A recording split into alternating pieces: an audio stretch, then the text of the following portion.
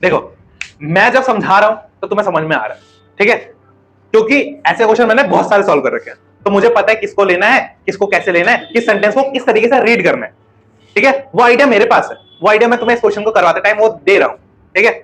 तुम्हें इस टाइम तो बैठे बैठे समझ में आ जाएगा, ठीक है, बट तुम्हें वैसी थिंकिंग एबिलिटी, जिस थिंकिंग एबिलिटी से मैंने इस क्वेश्चन को सॉल्व करा, तुम्हें उसको डेवलप करना है। तुम्हें इसको रट्टा नहीं मारना कि ये क्वेश्चन आएगा तो मैं इसको इस तरीके से रट के कर दूंगी। तुम्हें ये सीखना है कि अगर ऐसा क्वेश्चन आया तो मैं इस चीज को कैसे सोचूंगी, ठीक है। तो वो सोचना तुम्हें डेवलप करना है, तभी मैथ आएगी, नहीं तो नहीं आएगी, ठीक है।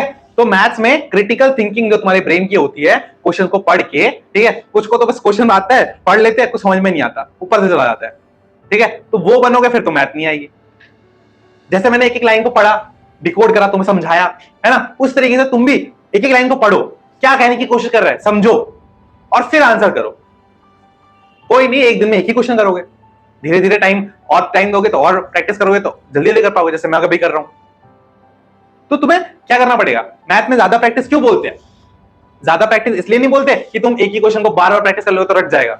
ज्यादा प्रैक्टिस वो बोलते हैं बहुत सारे क्वेश्चन की करें, ताकि जो उस क्वेश्चन को सॉल्व करने के पीछे जो थिंकिंग है वो तुम्हारी क्या हो पाए, डेवलप हो पाए। तुम सोच पाओ कि यहां पर मैं क्या लूं, यहां पे मैं x लूं, ठीक है, यहां पे मैं x - 55 करूं, फिर ये वाली चीज, क्योंकि मेन तो ये तो है ही नहीं, मेन तो ये वाली चीज है ना, ये वाला पोर्शन, इसके बिना क्वेश्चन मैंने किया नहीं। और ये क्वेश्चन ऐसा कुछ डायरेक्टली लिखा हुआ है, यहाँ पे लिखा हुआ है यहाँ पे कि एक प्राइस को मल्टीप्लाई करूंगा 750 आएगा, ये तो मैंने सोचा है ना। तो ये कैसे सोचा मैंने, मेरी क्रिटिकल थिंकिंग से सोचा। तो तुम्हें भी उसी चीज को डेवलप करना है।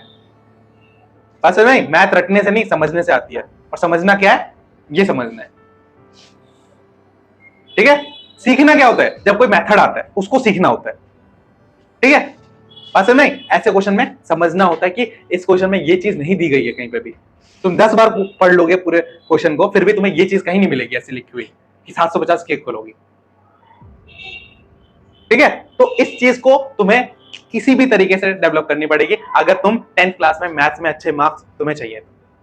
नहीं चाहिए तो सिंपल सी बात है, जैसा करवा रहा हूं, जो करवा रहा हूं वो प्रैक्टिस कर लो, हो जाएगा, पास हो जाओगे, ठीक है। अगर पास होना है तो, अगर अच्छे नंबर लाने हैं तो वो थिंकिंग बहुत जरूरी है, ठीक है। समझ में आ गया, अब आगे चलते हैं।